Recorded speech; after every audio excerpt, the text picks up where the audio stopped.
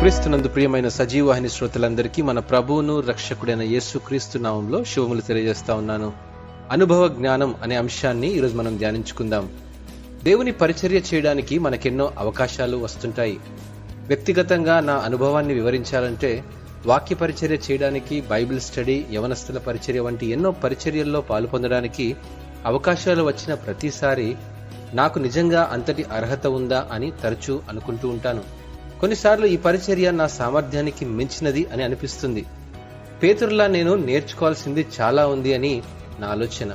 ప్రభువును వెంబడిస్తున్నప్పుడు పేతురు యొక్క లోపాలను జ్ఞాపకం చేసుకుంటే నీళ్ల మీద నడుస్తున్నప్పుడు మునిగిపోసాగాడు.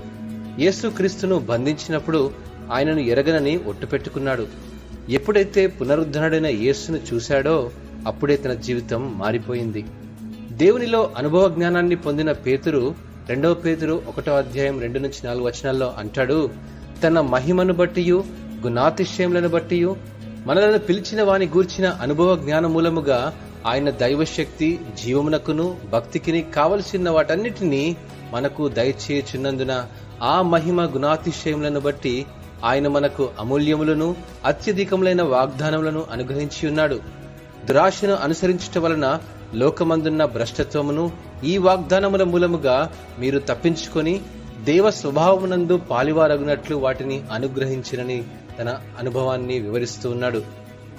ప్రభువైన యేసుక్రీస్తుతో మన సంబంధం దేవుని గణపరచడానికి, ఇతరులకు సహాయం చేయడానికి, నేటి సవాళ్లను ఎదుర్కోవడానికి కావలసిన జ్ఞానాన్ని, ఓర్పును, శక్తిని పొందుటకు మూలమైనది. ఆయన ద్వారా సంశయాలను, చాలని వారమన్న భావనలను కూడా అధిగమించగలం.